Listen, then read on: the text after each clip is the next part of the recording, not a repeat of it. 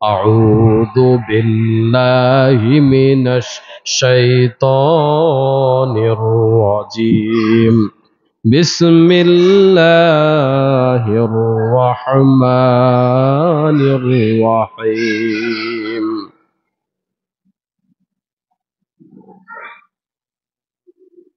إن الذين قالوا ربنا الله ثم استقاموا تتنزل عليهم الملائكة ألا تخافوا ولا تحزنوا وأبشروا بالجنة التي كنتم توعدون. وقال تعالى في شان حبيبه مخبرا وآمرا إن الله وملائكته يصلون على النبي يا أيها الذين آمنوا صلوا عليه وسلموا تسليما. اللهم صل على محمد وعلى آل محمد كما صليت على إبراهيم وعلى آل إبراهيم إنك حميد مجيد. اللهم بارك على محمد وعلى آل محمد كما باركت على إبراهيم وعلى آل إبراهيم إنك حميد مجيد. উপস্থিত সম্মানিত মুসলমান ভাইরা, আল্লাহ পাকের দরবারে শুকরিয়া জানাই, কৃতজ্ঞতা জানাই, যিনি আজকের এই মাহফিলে আমাদেরকে হাজির হওয়ার তৌফিক দিয়েছেন। আমরা সবাই মিলে আল্লাহ পাকের দরবারে শুকরিয়া জানাই, সবাই বলি আলহামদুলিল্লাহ। রাসূলের প্রতি দরুদ এবং সালাম পড়ি, সবাই বলি সাল্লাল্লাহু আলাইহি ওয়াসাল্লাম। আমরা সব শহীদদের জন্য আল্লাহর কাছে দোয়া করি, যোগে যোগে যারা ইসলাম বিজয়ের জন্য জীবন দিয়েছেন, আল্লাহ পাক যেন সব শহীদদেরকে জান্নাতের উচ্চ মাকাম দান করেন, আমিন। এগুলা দিচ্ছেন না, ভিতরেগুলা দিচ্ছেন না, স্পিকারগুলা দিচ্ছেন না ভিতরে? ও মাইক লাগবে না, এগুলো একটু হালকা বাড়াই দেন, স্পিকারটা হালকা বাড়াই দেন, স্পিকারটা। আমি আপনাদের সম্মুখে কোরআনুল কারীমের ৪১তম সূরা সূরা হামিম আস-সাজদায়ের ৩০ নম্বর আয়াতে কারিমা তিলাওয়াত করেছি। সূরার নাম হইল হামিম আস-সাজদা। কি নাম? হামিম আস-সাজদা। এই সূরার মধ্যে একটি সিজদার আয়াত আছে। আপনারা জানেন কোরআনুল কারীমে 14টা সিজদার আয়াত আছে। এই আয়াত তিলাওয়াত করলে সিজদা দিতে হয়। কি দিতে হয়?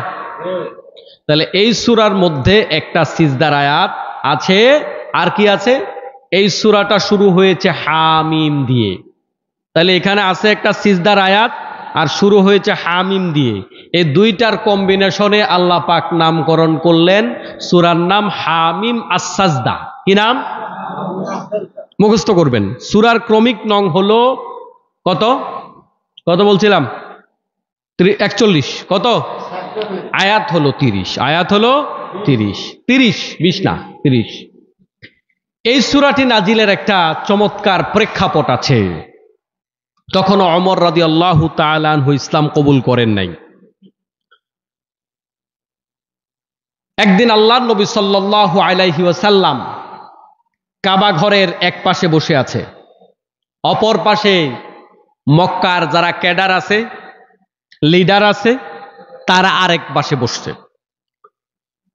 এমত অবস্থায় উতবা ইবনে রাবিয়া মক্কার কাফিরদের কাছে একটা প্রস্তাবনা পেশ করলো, মুহাম্মদ তো অনেক দূর এগিয়ে গেছে, মুহাম্মদের অগ্রযাত্রা তো আমরা থামাইতে পারতেছি না, আমরা তো ভোটে হেরে যাব, আমরা তো ভবিষ্যৎ অন্ধকার দেখতে পাচ্ছি। এমত অবস্থায় মুহাম্মদের কার্যক্রম বন্ধ করার জন্য তোমরা অনেক চেষ্টা করছো, সবার চেষ্টা ব্যর্থ হয়েছে। তোমরা যদি অনুমতি দাও আমি একটা চেষ্টা করে দেখতে পারি। সবাই বলল ঠিক আছে, তুমি চেষ্টা করো। উতবা ইবনে রাবিয়া আল্লাহর নবী সাল্লাল্লাহু আলাইহি ওয়াসাল্লামের কাছে গেলেন, গিয়া আল্লাহর নবীর সামনে বসলেন, হাঁটু গেড়ে বসে বললেন, ভাতিজা মুহাম্মদ, আমি তোমাকে কিছু কথা বলতে চাই, তুমি আমার কথাগুলো একটু মনোযোগ সহকারে শোনো। উতবা ইবনে রাবিয়ার কথা আল্লাহর নবী শোনার জন্য মনোযোগী হয়ে বসলেন। প্রথমত আল্লাহর নবীর প্রশংসা করলেন আর বললেন, ভাতিজা তুমি তো বড় ভালো মানুষ, তোমার অনেক নাম আছে, অনেক খ্যাতি আছে, কিন্তু তুমি তো আমাদেরকে একটা বিপদের মধ্যে ফেলে দিয়েছো, সমাজের মধ্যে বিভ্রান্তি লাগাচ্ছ, সমাজের মধ্যে তুমি দ্বন্দ্ব লাগাচ্ছ, সমাজের মধ্যে কলহ লাগাচ্ছ। তুমি কি এটা বুঝাতে চাও আমাদের বাপ দাদা সবাই কাফের? এটা কি তুমি বুঝাতে চাও? আচ্ছা বলেন, আল্লাহর নবীকে যে প্রশ্ন করতেছে, তুমি কি বুঝাইতে চাও আমাদের বাপ দাদা সবাই কাফের? প্রশ্ন করতেছে। আচ্ছা আপনি বলেন, তাদের বাপ দাদা কি কাফের না? কাফেরই তো। অথচ প্রশ্ন করে এমন ভাবে মনে হয় রাসূলের চেহাতে ইমানদার। কথা কি বুঝেননি আপনারা? আজকালকার যুগে আমরা যখন এই যে হুজুর একটু আগে আলোচনা করলো না, এই জাতীয় বিষয় যখন আলেমরা ওয়াজ করে আলোচনা করে, তখন কোন কোন লোকের প্রশ্ন এমন, আপনারা ইসলামের একবারে ধ্বজাধারী, আমরা মসজিদে টাকা দেই না, মাদ্রাসায় টাকা দেই না, আপনারা খালি ইসলামওয়ালা হয়ে গেছেন। কথা বলে কি বলে না? বাপ দেখে মনে হয় ইমাম সাহেবের চেয়ে বড় ইমানদার, কিন্তু ইসলামের জন্য যত বাধা দেওয়া দরকার যত জায়গায়, সব জায়গায় বাধা দিতে তারা উস্তাদ। আছে না নাই? পৃথিবীর সর্বশ্রেষ্ঠ মুসলমান, আল্লাহর পরে যার মর্যাদা, তার নাম মুহাম্মাদুর রাসূলুল্লাহ সাল্লাল্লাহু আলাইহি ওয়াসাল্লাম। রাসূলকে কি কয়? কয় তুমি কি মনে করো বাতিজা আমাদের বাপ দাদা হগলে কাফের? কি প্রশ্ন! মানে পাক্কা মুসলমান ওরা, মানে রাসূলের চেয়ে বড় মুসলমান হেতে। প্রশ্নের ধাসেই তারপরে বললেন, বাতিজা মুহাম্মদ, তোমার কাছে কিছু প্রস্তাবনা পেশ করতে চাই, তুমি আমার কথা একটু মন দিয়া শোনো। রাসূল সাল্লাল্লাহু আলাইহি ওয়াসাল্লামের আদব হলো রাসূল মানুষের কথা মন দিয়া শোনে। তাহলে আমরা এই আলোচনা থেকে শুনলাম, শিখলাম, বুঝলাম, কারোর সাথে কথা বলতে হলে আন্তরিকতা দিয়া কথা বলতে হবে। আগে কথা শুনতে হবে, তারপরে জবাব দিতে হবে। কথা শোনার আগে জবাব দেয়া যাবে না। রাসূল বললেন, চাচা আপনি বলেন, আমি শুনতেছি। আল্লাহর নবীকে প্রস্তাবনা দিল, আসলে তোমার মতলবটা কি একটু মন খুলে বলো, তুমি কি আসলে টাকাওয়ালা হওয়ার জন্য এই সমস্ত বনিতা করতেছো? যদি টাকাওয়ালা হওয়ার জন্য বনিতা করো, কত টাকা লাগবে বলো, আমরা সবাই মিলে চাঁদা দিয়া তোমারে বড়লোক বানাই দিব।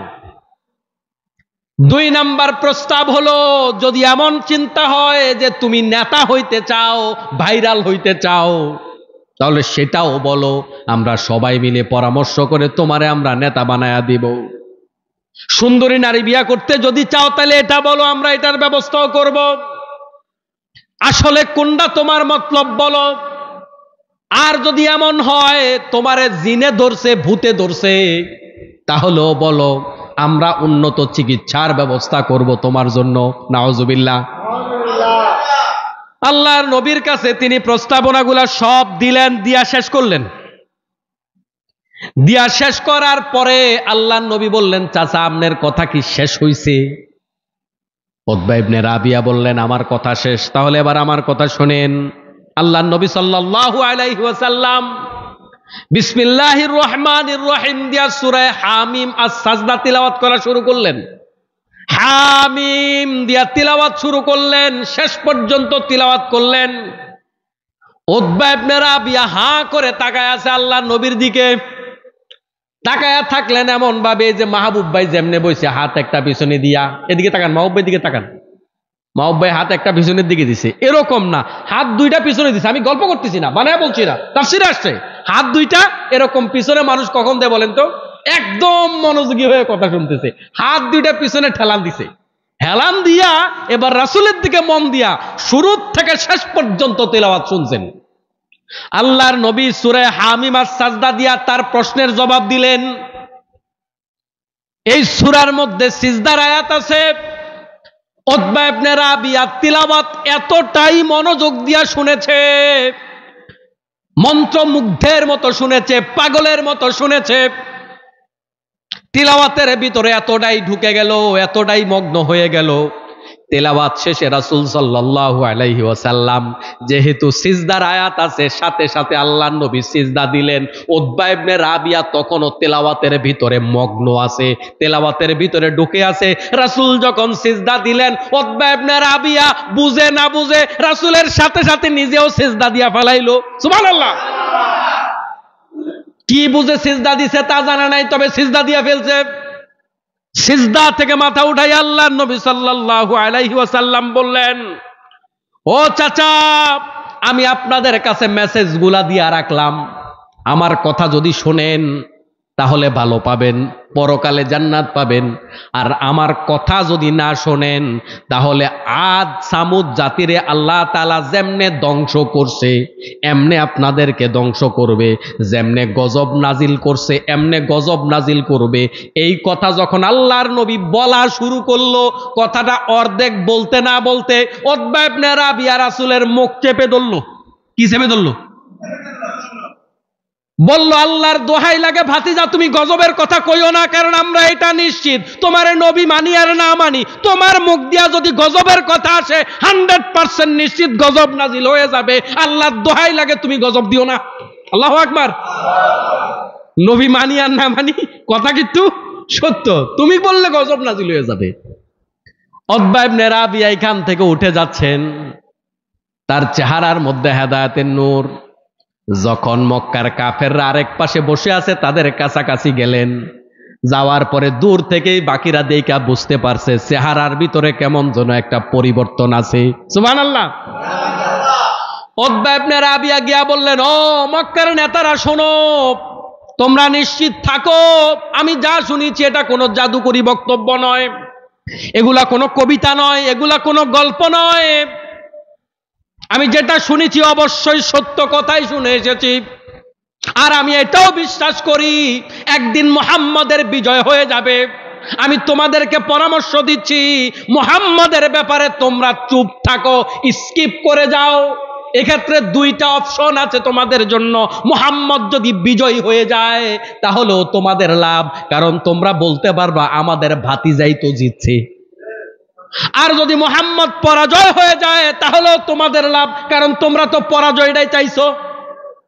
তাহলে পরাজয় হইলেও তোমাদের লাভ, জিতলেও তোমাদের লাভ। তোমরা গরম দেখাইয়া বলতে পারবা আমাদের ভাতিজা নেতা হইছে। অতএব তোমরা মুহাম্মদের ব্যাপারে চুপ থাকো, যেটা হয় হোক। মক্কার কাফেররা বলল, বুঝতে পারছি তোমারেও ভূতে পাইছে, তোমারেও জাদুর আসরে পাইছে। নাউজুবিল্লাহ। এই হলো এই সূরা নাজিলের প্রেক্ষাপট। আমরা তিলাওয়াত করেছিলাম 30 নম্বর আয়াত। আল্লাহ তাআলা বলেন, ইন্নাল্লাযীনা ক্বালু রাব্বুনাল্লাহ, নিশ্চয়ই যারা বলে আমাদের রব একমাত্র আল্লাহ। আল্লাহকে রব হিসাবে মানার কথা এখানে বলা হয়েছে। এমন কিছু লোকের কথা বলা হয়েছে যারা আল্লাহকে রব মানে। এখন আল্লাহকে রব তো আমরা সবাই মানি, এটা আমরা মনে করি। আল্লাহ পাকের অনেকগুলা নাম আছে, ওয়ালিল্লাহিল আসমাউল হুসনা, আল্লাহর অনেকগুলা নাম আছে, সুন্দর সুন্দর নাম। এই নামগুলার মধ্যে আহাদ আছে, সামাদ আছে, জব্বার আছে, কাহার আছে, মুহাইমিন আছে, মুমিন আছে, কত কত সুন্দর নাম আল্লাহর আছে। কিন্তু আল্লাহ পাক রব্বুল আলামিন বললেন, ইন্নাল্লাযীনা ক্বালু রাব্বুনাল্লাহ, যারা আল্লাহকে রব হিসাবে স্বীকৃতি দেয়। রবের কথাটা আল্লাহ পাক আমাদের কেন বললেন? প্রশ্ন। রব এমন এক শব্দ, এটার প্র্যাকটিস আল্লাহ পাক বারবার বারবার করায়। শিক্ষক পুরা বই যদিও ক্লাসের মধ্যে খতম দেয়, কিন্তু যেই প্রশ্নোত্তরটা বার্ষিক পরীক্ষায় কিংবা বোর্ড পরীক্ষায় আসার সম্ভাবনা বেশি, ওইটারে একটু বেশি করে পড়ায়, ঠিক না? চাচা ঘুমাইতেছেন কেন? ওইটারে বেশি বেশি পরীক্ষার্থীদেরকে শিক্ষকরা পড়ায়।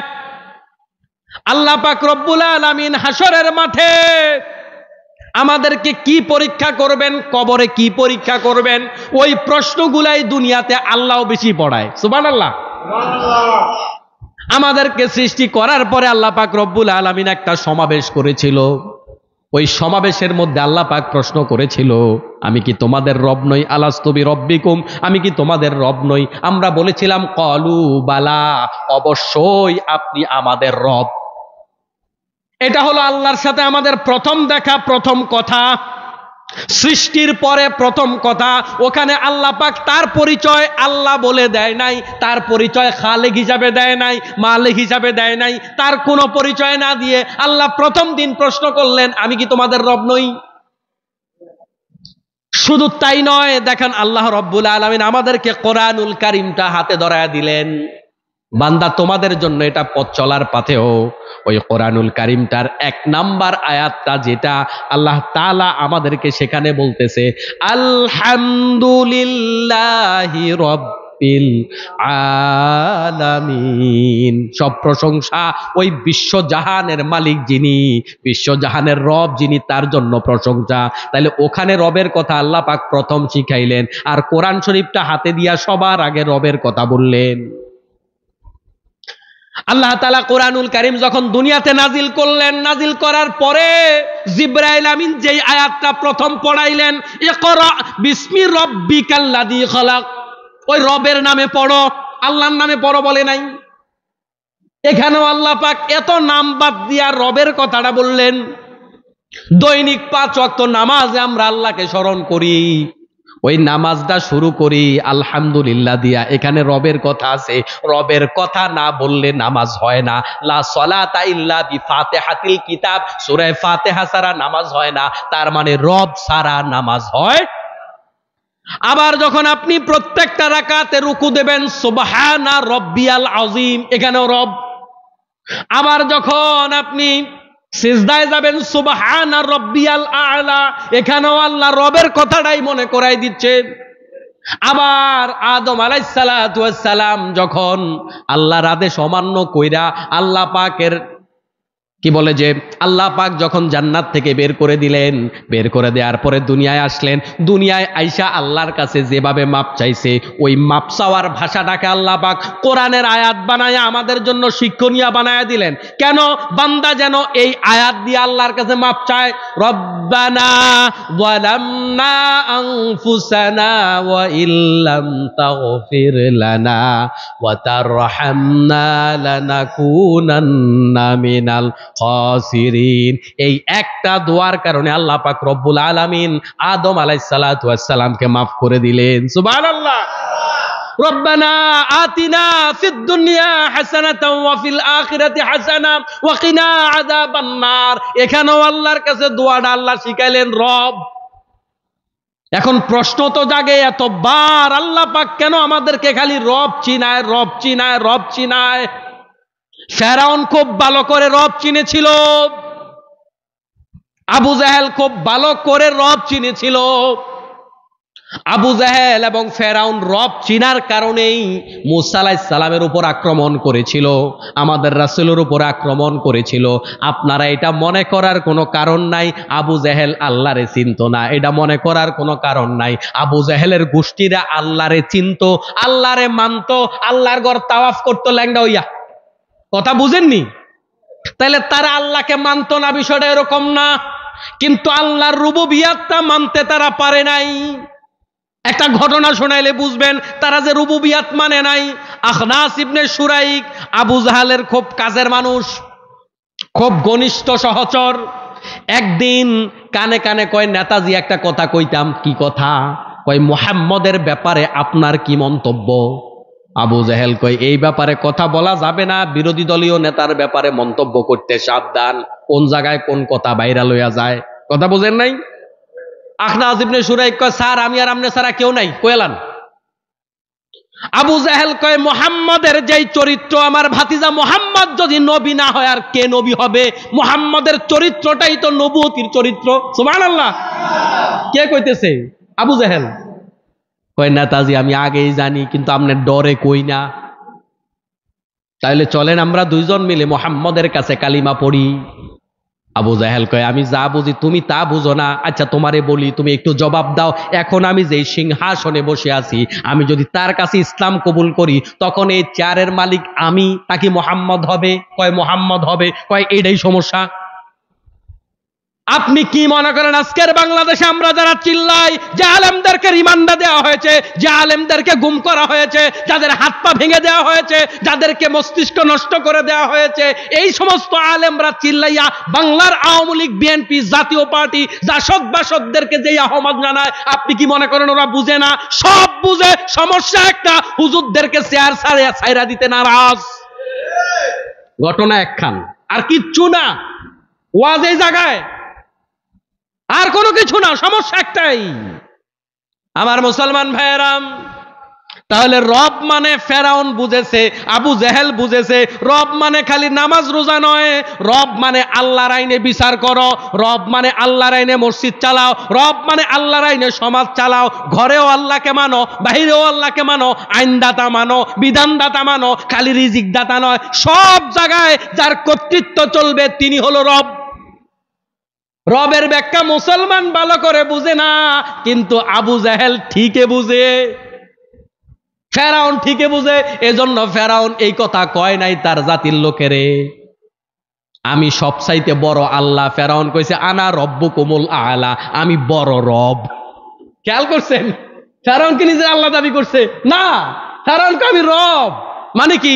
আইন আমি বানাই, আইন আমি প্রয়োগ করি, বিধান আমি দেই, আমার কথা মতো বিচার চলে, আমার কথা মতো রাষ্ট্র চলে, এজন্য আমি রব। তাহলে ফেরাউনও বুঝে রবের অর্থ কি। বাঙালি বুঝে না, বাঙালি খালি নামাজ রোজা হজ যাকাত করে নিজেরা মুসলমান দাবি করে, আর বাকি সব ব্রিটিশ আইনে চলছে।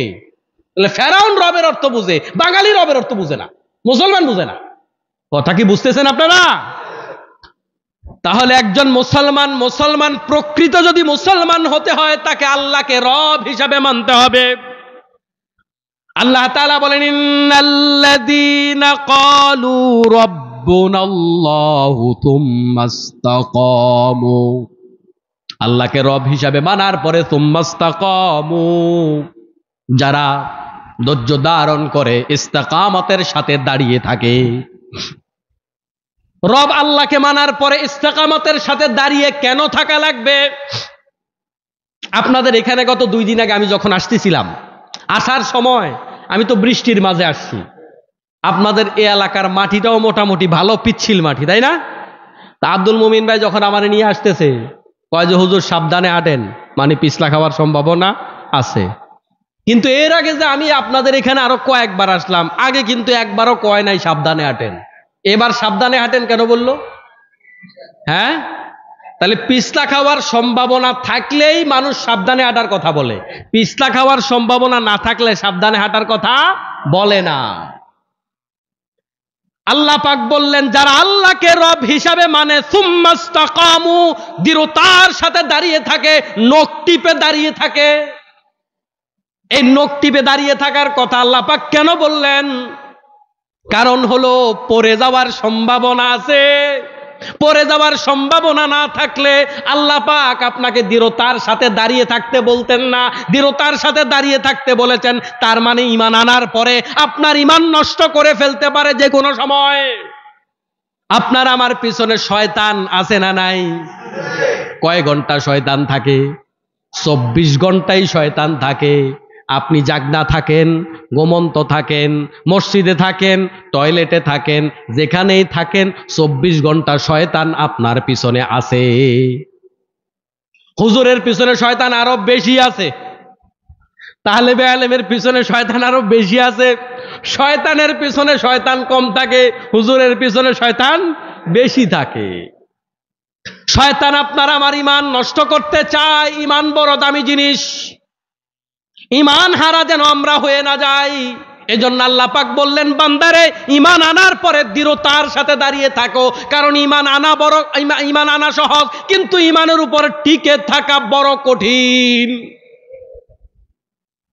ঈমান আপনি আনতেই পারবেন, কিন্তু ঈমান যাইতে একেবারে কোনো কষ্টই হয় না। ঈমানের উপর টিকে থাকা কঠিন, ঈমান হারানো বড় সহজ। 5 টাকার 1 কাপ চায়ের বিনিময়ে যারা ঈমান বিবেকটাকে বিক্রি করে দেয়, তারা তাদের ঈমান বিক্রি করে। তাহলে ঈমান 5 টাকা দিয়েও কেউ কেউ বিক্রি করে ফেলে। ঈমান স্বার্থের কারণে মানুষ বিক্রি করে। সরকারি চাকরি পাইলে মানুষ ঈমান বিক্রি করে ফেলে, কয় অমুক আমারে চাকরি দিছে, তার তো গুণগান করাই লাগে, যার নুন খাইছি তার গুণ গাইছি। বলে কি না? বহু মানুষ বিবেক বিবর্জিত কাজ করে শুধুমাত্র সরকারি সুযোগ সুবিধার জন্য। আপনার বিবেক যা আপনি ব্যবহার করলেন না, আপনার ঈমান আসেনি। আল্লাহ পাক রব্বুল আলামিন বলেন, লাহুম কুলুবুল লা ইয়াফকাহুনা বিহা ওয়া লাহুম আয়ুনুল লা ইউবসিরুনা বিহা ওয়া লাহুম আযানুল লা ইয়াসমাউনা বিহা উলাইকা কাল আনআমি বাল হুম আদাল। আল্লাহ পাক রব্বুল আলামিন বলেন, যারা চোখ আছে দেখে না, কান আছে শোনে না, কলব আছে বুঝে না, তারা জন্তু জানোয়ারের মতো, বরং তাদের চাইতেও আরো বেশি নিকৃষ্ট। আল্লাহ পাক বুঝাতে চায়, যারা চোখ ব্যবহার করে না তারা কিসের মানুষ, কিসের ইমানদার? তারা তো জন্তু, তারা জানোয়ারের চেয়ে খারাপ। তাহলে বিবেক কাজে না লাগাইলে ইমানদার থাকে না। চোখ দিয়া সত্য ঘটনা দেখলেন, সাক্ষী দিলেন মিথ্যা, আপনার ঈমান নাই। কান দিয়া সত্য শুনলেন, বললেন মিথ্যা, আপনার ঈমান নাই। আমাদের সমাজে এগুলো আছে না নাই? তাহলে বিবেক কাজে না লাগাইলে তো ঈমান থাকে না, মানুষই তো থাকে না, ঈমান কিসের? তাহলে ঈমান ধরে রাখা বড় কঠিন কাজ। ঈমান যাওয়ার জন্য বন্ধুগণ কোনো সিগন্যাল দেয়া লাগে না। ঈমান যাওয়ার সময় কোনো সিগন্যাল দেয়া যায় না। আমাদের সমাজে অনেক মানুষ, আমরা একবার ঈমান এনেছি, আমরা মনে করি হুজুর নামাজ পড়ি, রোজা রাখি, ঈমান আবার যায় কেমনে? আমি মসজিদের মুতাওয়াল্লি, আমার ঈমান ঠিক আছে। আপনি যতই কোন আমার কি ঈমান যায়নি? ঈমান যে কখন যাবে আপনি তো টের পাইবেন না। আপনি ভাবছেন ঈমান যাওয়া কঠিন, ঈমান যাওয়া কঠিন নয়। ঈমান যাওয়ার সময় আপনারে গোড বাই দিয়া যাবে না। মোবাইলটা বন্ধ হওয়ার সময় এটা আগে ব্যাটারি ল দেখায়, সিগন্যাল দেয়। ঈমান যাওয়ার সময় কোনো সিগন্যাল দেয় না।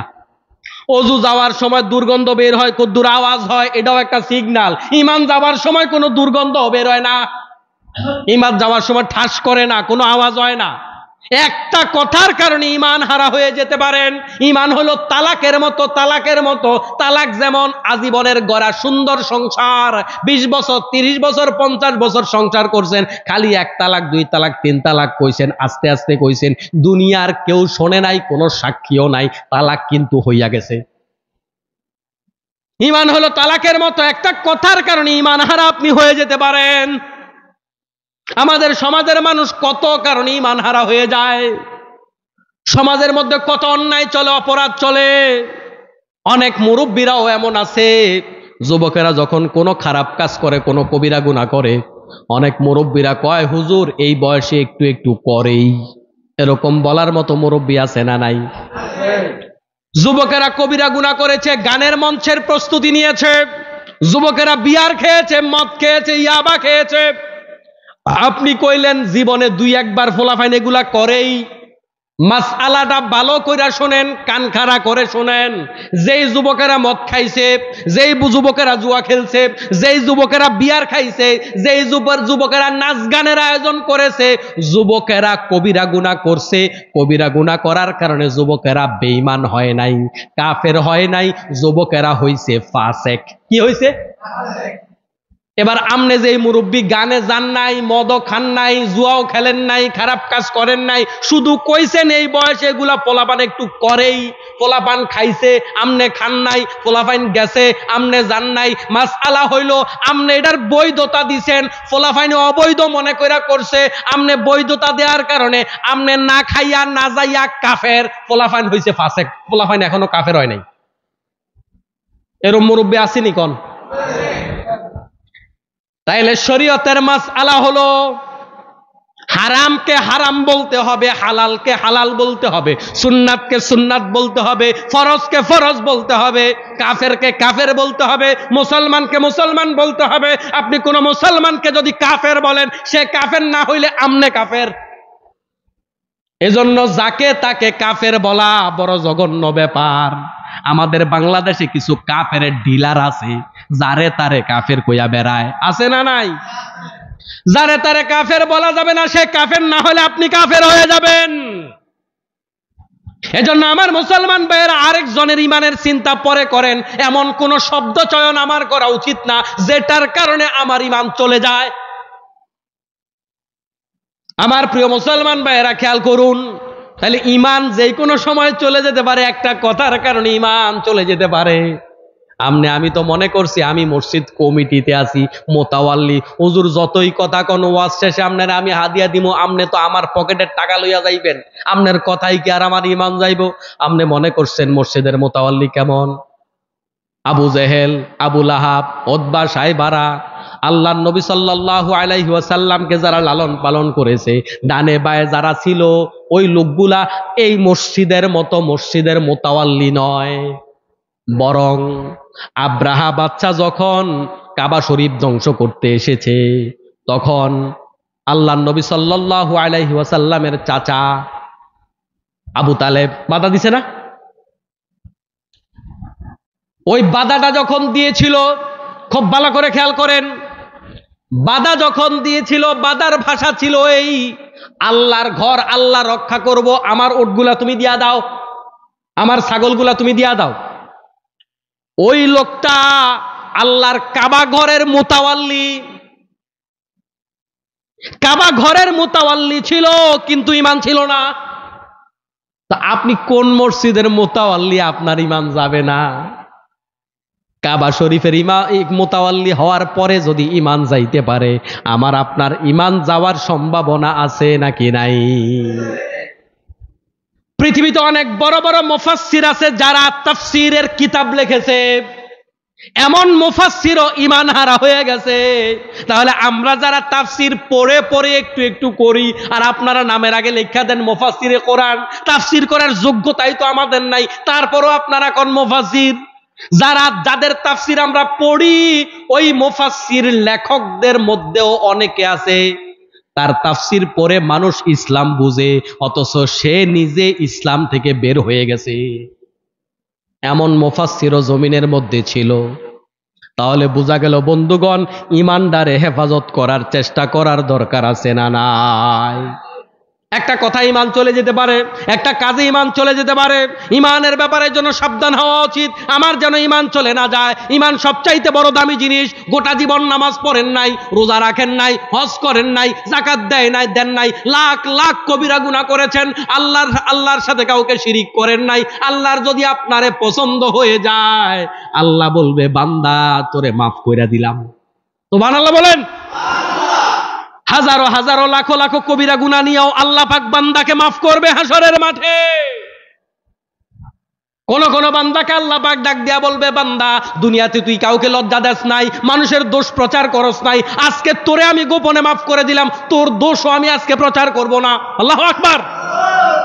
এজন্য মানুষের দোষগুলা প্রচার করতে নাই, মানুষের বদনামি প্রচার করতে নাই, মানুষের প্রশংসাটা প্রচার করবেন। কারো বদনামি থাকলেও সেই বদনামি প্রচার করা উচিত নয়।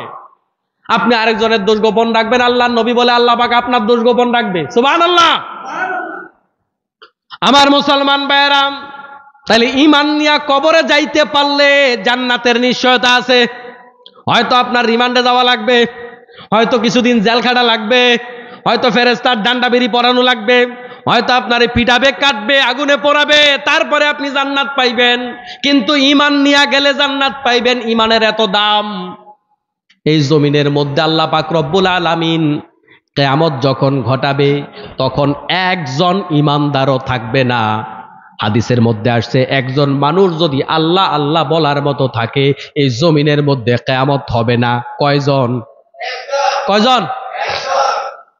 তাহলে একজন ঈমানদার থাকলে আল্লাহ দুনিয়া ধ্বংস করবে না। এটার মানে কি? বোঝা গেল দুনিয়ার চাইতে একজন ঈমানদারের দাম বেশি। সুবহানাল্লাহ। গোটা দুনিয়ার চাইতে একজন ঈমানদারের। যখন দুনিয়া ধ্বংস হবে তখন কাবাগর কি ধ্বংস হবে না? হবে না? হয়ে যাবে। তাইলে বোঝা গেল ঈমানদারের জন্য কাবা শরীফ আছে। কাবা শরীফের চাইতে ঈমানদারের দাম বেশি। ঈমানদার নাই তো কাবা শরীফও নাই। ঈমানদারের এত দাম। ঈমানদারদের কারণে আল্লাহ রব্বুল আলামিন আকাশে সূর্যটা দিয়া জমিনের মধ্যে আলো দেয়। ইমানদারের কারণে চাঁদ চাঁদের জায়গায় আছে। এই মহাশূন্যের মধ্যে লক্ষ লক্ষ কোটি কোটি এরকম চাঁদ সূর্যের মতো গ্রহ নক্ষত্রের কোনো অভাব নাই। কোটি কোটি নক্ষত্র সূর্যের মতো এই মহাশূন্যের মধ্যে আছে। এক একটা নক্ষত্রকে কেন্দ্র করে আরো শত শত গ্রহ আছে। এরকম কোটি কোটি নক্ষত্র নিয়ে একটা জগৎ আছে। এরকম হাজারো জগৎ, লাখো জগৎ, কোটি জগৎ, কত জগৎ আছে। বিজ্ঞান এখনো এটার আয়তন কত বের করতে পারে নাই। এটার ছোট্ট একটা অংশ হলো এই পৃথিবী। এই পৃথিবীর ছোট্ট একটা অংশ হলো বাংলাদেশ। এই সব কিছুকে আল্লাহ রব্বুল আলামিন একটা মুহূর্তের মধ্যে ধ্বংস করে দিবে যখন ইমানদার খালি হবে। তাইলে গোটা দুনিয়ার থেকে খালি দাম নয়, এই মহাশূন্যের মধ্যে যত কোটি গ্রহ নক্ষত্র আছে সবার চাইতে একজন ইমানদারের ইমানের দাম বেশি। সুবহানাল্লাহ। ওই ইমানের কারণে আপনি জান্নাত পাইবেন। জান্নাত কত দামি, জান্নাত যে কত দামি এটা আজকে আমাদের আলোচনার বিষয় নয়। একটা উদাহরণ দেই ছোট্ট করে, আপনি বুঝেন। আল্লাহর নবীকে প্রশ্ন করা হয়েছে জান্নাতের দাম কত। আল্লাহর নবী সাল্লাল্লাহু আলাইহি ওয়াসাল্লাম বলেন, জান্নাতের 1 বিগত জায়গার দাম কয় বিগত? 1 বিগত জায়গা আমরা হিসাব করিনি, এটার মধ্যে কিছু করণ যায়? কিছু করা যায় না। 1 বিগত জায়গার দাম হলো গোটা দুনিয়া, এবং দুনিয়ার মধ্যে যত সম্পদ আছে সবগুলা যোগ করলে এটার দাম যত মিলিয়ন, ট্রিলিয়ন, অক্টিলিয়ন হয়। এত টাকার চাইতেও 1 বিগত জায়গার দাম বেশি। সুবহানাল্লাহ বলেন। ওই জান্নাত আল্লাহ তাআলা সবচেয়ে ছোট যারে দিব, যার খালি ঈমানটা পুঁজি আছে, আর কিছু নাই, শুধু ঈমান আছে। সবার পরে আল্লাহ পাক যারে জান্নাত দেবে, আল্লাহ তাআলা মালিক ফেরেশতা, জাহান্নামের সর্দার, তারে ডাইকা বলবে, মালিক ফেরেশতা, জাহান্নামে যারা যারা আজকে ঈমানদার আছে সবাইরে বের করে দাও, জাহান্নাম সিলগালা করে দাও, সেখানে আর কোনো ঈমানদার থাকবে না। মালিক ফেরেশতা সব জাহান্নামী ঈমানদারদেরকে বের করে নিয়ে আসবেন। আল্লাহ পাক প্রশ্ন করবে, মালিক ওখানে আর কেউ আছে নাকি? মালিক ফেরেশতা বলবে, ওখানে আর কেউ নাই। আল্লাহ তাআলা বলবে, না আরো আছে, ভালো করে দেখ। 1 বার 2 বার 3 বার দেখার পরে আল্লাহ বলবে, কান লাগায়া শোনো, জাহান্নামে ওই আগুনের মধ্যে পুড়তে পুড়তে আমার এক বান্দা সুবহুন কুদ্দুসুন রব্বুনা ওয়া রব্বুল মালাইকাতি ওয়ার রূহ বলে বলে আমার তাসবিহ পড়ে। জাহান্নামের মধ্যে শুয়ে শুয়ে আগুনে জ্বলতে জ্বলতে আমার তাসবিহ পড়ে। আওয়াজের সুরটা ধরে তার কাছাকাছি যাও। আওয়াজের সুর ধরে কাছাকাছি গিয়া দেখে জ্বলে পুড়ে অঙ্গার হয়ে একেবারে মিশে আছে। মানুষের মতো মনে হয় না। তাকে গিয়ে সংবাদ দেওয়া হবে, আজকে তোমার জামিন দেওয়া হয়েছে, বের হয়ে আসো। ওই ব্যক্তি জাহান্নাম থেকে হেঁটে বের হইতে পারবে না, হামাগুড়ি দিয়া জাহান্নাম থেকে বের হয়ে জান্নাতের দরজায় যাবে। যাওয়ার পরে জান্নাতের ফেরেশতারা বলবে, এই বেশভূষা লইয়া জান্নাতে ঢোকা যাবে না, নাহারুল হায়া আছে সামনে, ওখানে গিয়া গোসল কইরা আসো। গোসল করলে ইউসুফ আলাইহিস সালামের মতো সুন্দর হইয়া যাইবা। সুবহানাল্লাহ। গোসল করে জান্নাতের দরজায় গেল, জান্নাতে ঢুকলো। ঢুকার পরে অ্যাপার্টমেন্ট সব তো বুকিং নেম প্লেট লাগানো। আল্লাহর কাছে বলবে, আল্লাহ আমার একখান থাকার জায়গা তো দিবা, আমারে তো মুক্তি দিছো, কিন্তু কোথায় থাকবো, একটু থাকার জায়গা দাও। আল্লাহ প্রশ্ন করবে, বান্দারে থাকার জন্য জায়গা কদ্দুর দরকার? বান্দা বলবে, কোন রকম পিঠটা যদি আমি লাগাইয়া ঠেকাইয়া থাকতে পারি তাতেই যথেষ্ট, মুক্তি পাইছি এটাই তো আলহামদুলিল্লাহ। আল্লাহ বলবে, বান্দা তোমার জন্য 10 দুনিয়ার সমান জান্নাতের বরাদ্দ দিলাম। সুবহানাল্লাহ। এই লোক যাবে সবার পরে জান্নাতে, তার মানে সবচাইতে ছোট ইমানদার এই লোক, এর জন্য 10 দুনিয়ার সমান জান্নাতের বরাদ্দ। জান্নাতে ওই যে বরাদ্দ করবেন ওটা কি খালি মাঠ থাকবে না, বিল্ডিং দিয়ে ভরা থাকবে? ওই বিল্ডিং এর উচ্চতা কত? জান্নাতে সর্বনিম্ন বিল্ডিং এর উচ্চতা হলো 100 তলা। 100 তলার নিচে জান্নাতে কোনো বিল্ডিং। ঢাকা শহরে বিভিন্ন দিয়াবাড়ি গেছেন নি কেউ? ওখানে দেখবেন 100-র উপরে মনে হয় বিল্ডিং আছে, সব একরকম সাইজ, একরকম কালার, একরকম ডিজাইন। তো জান্নাতেরও একটা ফরম্যাট আছে বিল্ডিং এর। ওই ফরম্যাট কত? মিনিমাম 100 তলা। ঢাকা শহর এবং পৃথিবীর বিভিন্ন শহরগুলাতে নির্দিষ্ট কিছু এরিয়া আছে, ওখানে নির্দিষ্ট ডিজাইন থাকে, এর বাইরে আপনি ডিজাইন করতে পারবেন না, নির্দিষ্ট ডিজাইন। তো জান্নাতের জন্য একটা ডিজাইন আছে, ফরম্যাট আছে। ওই ফরম্যাট কত? 2-4-5 তলা বিল্ডিং না, জান্নাতের বিল্ডিং এর মিনিমাম উচ্চতা হলো 100 তলা, এর নিচে কোনো বিল্ডিং নাই। তাহলে যেই লোকটার পুঁজি খালি ঈমান আর কিচ্ছু নাই, ওই লোকটাও 100 তলার জান্নাত পাইব। সুবহানাল্লাহ। তাহলে বন্ধুগণ, বোঝা গেল ইমানের দাম বড় বেশি। কিন্তু ইমান আনার পরে শয়তান ইমান নষ্ট করবার জন্য ব্যস্ত। শয়তান আল্লাহর কাছে চ্যালেঞ্জ করে এসেছে, আল্লাহ, আমি তোমার বান্দাদের ইমান নষ্ট করার জন্য চতুর্মুখী হামলা চালাবো। তোমার বান্দাদের সামনে থেকে হামলা চালাবো, পেছন থেকে হামলা চালাবো, ডান পাশ থেকে হামলা চালাবো, বাম পাশ থেকে হামলা চালাবো, চতুর্মুখী হামলা চালাবো। তুমি কেমনে তাদেরকে জান্নাত দাও আমি দেখবো। আল্লাহ পাকের কাছে চ্যালেঞ্জ করার আগে আল্লাহর কাছে কয়েকটা শক্তি চাইয়া নিছে।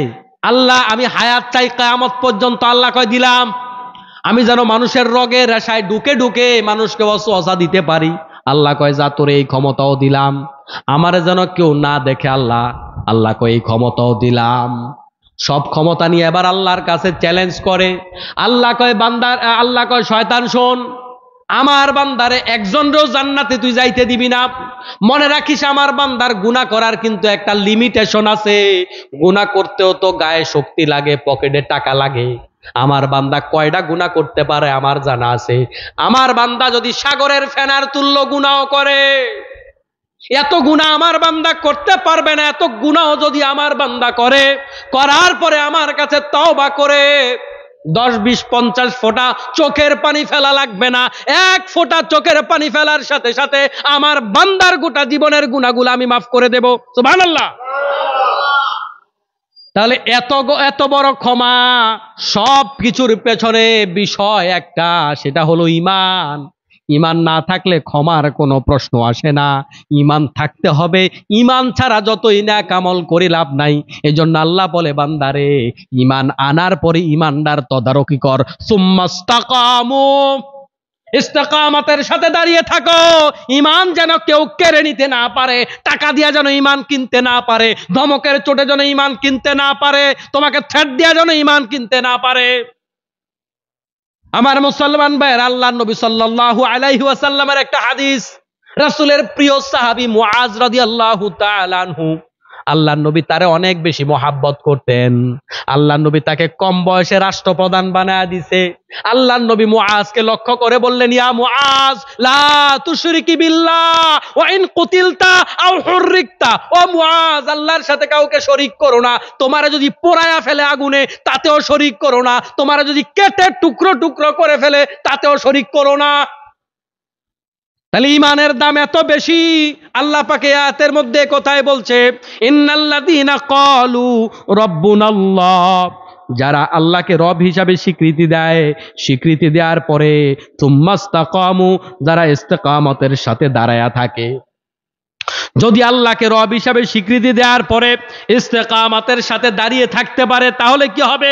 তাতানাজ্জালু আলাইহিমুল মালাইকা আল্লা তাখাফু ওয়া লা তাহজানু ওয়া আবশিরু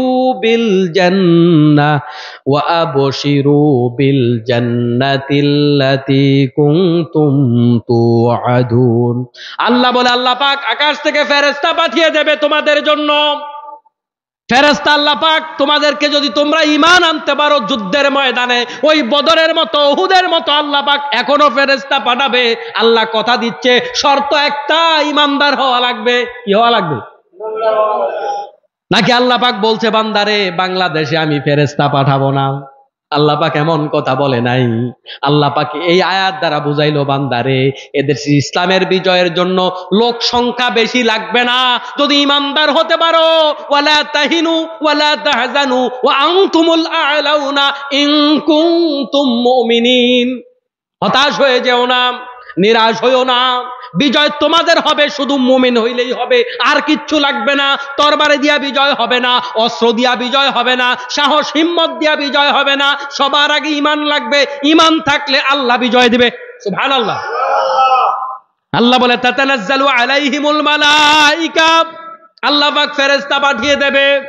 মৃত্যু সজ্জায় যখন বান্দা থাকবে, আল্লাহ পাক ফেরেশতা পাঠায় দেবে। আল্লাহর ফেরেশতা বলবে, আল্লাহ তাখাফু ওয়া লা তাহজানু, হতাশ হইও না, নিরাশ হইও না, ভয় পেয়ে যেও না। কারণ মৃত্যু সজ্জায় থাকলে বান্দা ভয় পেয়ে ঈমান হারিয়ে ফেলবে। মৃত্যু সজ্জায় শয়তান পিতা মাতার বেশ ধরে আসবে, আয়েশা বলবে আমি তোমার পিতা, আমি তোমার মাতা। ওই যে কাইজাঙ্গা জামে মসজিদে ইমাম সাহেব কইছিল, বক্তারা কইছিল আখিরাত আছে, পরকাল আছে, সবটা মিছা, আমরা মারা গেছি, কিচ্ছু নাই। চিন্তা করে দেখেন, পিতা মাতা যদি এই কথাই আপনাকে বলে, ঈমান হারাবার সম্ভাবনা আছে না নাই?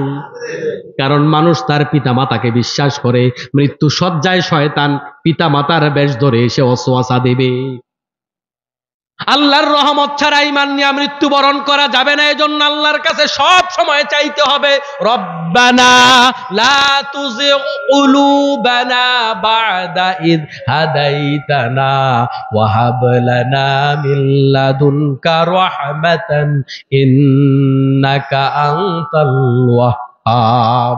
আয় আল্লাহ, একবার হেদায়েত দিয়েছো আমাদেরকে, আর পথভ্রষ্ট করো না। হেদায়েতের পরে আর পথভ্রষ্ট করো না। আল্লাহর কাছে সব সময় দোয়া করবেন, কারণ আল্লাহ তৌফিক না দিলে ঈমান হারায়া যাবে। ওই মৃত্যু সজ্জায় দুনিয়ার জীবনে যদি ঈমানের উপর টিকে থাকতে পারেন, আল্লাহর ফেরেশতারা আয়েশা বলবে, আল্লাহ তাখাফু ওয়ালা তাহজানু, হতাশ হয়ো না, নিরাশ হয়ো না। ওয়া আবশিরু বিল জান্নাহ, তোমাদের জন্য জান্নাতের শুভ সংবাদ। আল্লাহর ফেরেশতা জান্নাতের ছবি নিয়ে আসবে, জান্নাতের ছবি বান্দার সামনে পেশ করা হবে। ও মুসলমান ভাইয়েরা, খেয়াল করুন, যারা জান্নাত উপযোগী বান্দা, তাদের সামনে জাহান্নামের ছবিটা পেশ করা হবে। বান্দা হতাশ হয়ে যাবে, কাঁদতে থাকবে, কিন্তু আল্লাহর ফেরেশতারা পরক্ষণেই জান্নাতের ছবিটা দেখা বলবে, বান্দা তোমার জন্য ওই জাহান্নামটাই বরাদ্দ ছিল, কিন্তু তোমার নেক আমল ঈমানের কারণে আল্লাহ পাক জাহান্নামটাকে বদলাইয়া এই জান্নাতটা দিয়া দিছে। সুবহানাল্লাহ। আর যারা জাহান্নামে যাওয়ার উপযুক্ত, তাদেরকে জান্নাতের ছবিটা দেখাইয়া জান্নাতের ছবিটা সরিয়ে ফেলবে আর বলবে, তোমার জন্য এই জান্নাতটা বরাদ্দ ছিল, তোমার কৃত কর্মের কারণে জান্নাতটা ডিলেট হয়ে গেছে, এখন তোমার জন্য এই জাহান্নাম। তাইলে বান্দা মৃত্যুবরণ করার আগেই আল্লাহ পাকের কাছ থেকে সিগন্যাল পায় সে জান্নাতে যাবে না জাহান্নামে যাবে। জান্নাতি ফেরেশতারা রহমতের ফেরেশতারা যখন বান্দাকে ওই জান্নাতের শুভ সংবাদ দেবে, তখন আল্লাহর বান্দার রূহটা এত তাড়াতাড়ি চলে যাবে, কলসি থেকে কাট করে পানি ঢালার সময় বাড়তি কোনো প্রেসার দেয়া লাগে না, পানি নিজ দায়িত্বে যেভাবে পড়ে যায় ঠিক তেমনি ভাবে বান্দার রূহটা বের হয়ে যাবে। সুবহানাল্লাহ। আর জাহান্নামীদের রূহটা বের হইতে চাইবে না, পিটাইয়া কিলাইয়া তারপরে তার রূহটা বের করা হবে। আল্লাহ পাক রব্বুল আলামিন এই আয়াতের মধ্যে স্পষ্ট ইঙ্গিত দিচ্ছে, বান্দাকে মৃত্যুর আগে জান্নাত দেখানো হবে। এজন্য কেউ মৃত্যুবরণ করতে চায় না, আবার কেউ মৃত্যুবরণ করতে চায়, কেউ দৌড়াইয়া ফাঁসির কাষ্ঠের দিকে যায়। কিভাবে যায়? কাউকে বেঁধেও তো ফাঁসির কাষ্ঠে নেওয়া যায় না, আবার কেউ তসবিহ জপতে জপতে ফাঁসির কাষ্ঠের দিকে চলে যায়। ডাক্তার চেক আপ করে দেখে তার পালস একটুও বাড়ে নাই, হার্টবিট বাড়ে নাই, সব স্বাভাবিক আছে। কিভাবে মানুষ যায়? এই আয়াত বলতেছে, যারা নেককার বান্দা, যারা আল্লাহর উপর তাওয়াক্কুল করে, আল্লাহর জন্য যারা জীবন দিতে যায়, দুনিয়ার জীবদ্দশায় তারা জান্নাতের সুঘ্রাণ পেয়ে যায়। সুবহানাল্লাহ। তখন তাদেরকে ফাঁসির কাষ্ঠে আর বাইন্ধা নেওয়া লাগে না। ওয়াবশিরু বিল জান্নাতিল্লাতী কুনতুম তুআদুন। আল্লাহ রাব্বুল আলামিন তোমাদেরকে যে প্রতিশ্রুতি দিয়েছে, জান্নাতের ওয়াদা দিয়েছে, ওই জান্নাত ফেরেশতারা দেখা তাদের রূহটা নিয়ে যাবে। আমার মুসলমান ভাইয়ের, আজকের আলোচনার মূল কথা এইটা, জান্নাতে যাওয়ার জন্য ঈমানটা মজবুত হওয়া লাগবে। কঠিন পরিস্থিতিতে ঈমান ধরে রাখা লাগবে, বিপদের সময় ঈমান ধরে রাখা লাগবে, অভাবের সময় ঈমান ধরে রাখা লাগবে। অভাব মানুষের ঈমান নষ্ট করে দেয়, বিপদ মানুষের ঈমান নষ্ট করে দেয়, ধমক মানুষের ঈমান নষ্ট করে দেয়, অসুস্থতা মানুষের ঈমান নষ্ট করে দেয়, অতি খরা অতি বৃষ্টি মানুষের ঈমান নষ্ট করে দেয়, বিভিন্ন রকমের বিপদ আপদ ঈমান নষ্ট করে দেয়। যত বিপদ আসুক আমাদের বলতে হবে, ক্বালু ইন্না লিল্লাহি ওয়া ইন্না ইলাইহি রাজিউন। আল্লাহ সব তোমার কাছ থেকেই আসছে, ফায়সালা সব তোমার, আমরা তোমার কাছেই ফিরে যাব। এটা খালি মানুষ মরার দোয়া না, এটা আল্লাহর উপর তাওয়াক্কুল করার দোয়া, ঠিক কি না? তাহলে বিপদ দেখলে ইন্না লিল্লাহি ওয়া ইন্না ইলাইহি রাজিউন। আল্লাহ তুমি বাঁচানোর মালিক, তুমিই তো দিছো, তোমার কাছ থেকে তো আসছে, এই বলা মুসিবত তোমার কাছ থেকে আসছে, আমার ছেলেটা মারা গেছে, ইন্না লিল্লাহি ওয়া ইন্না ইলাইহি রাজিউন।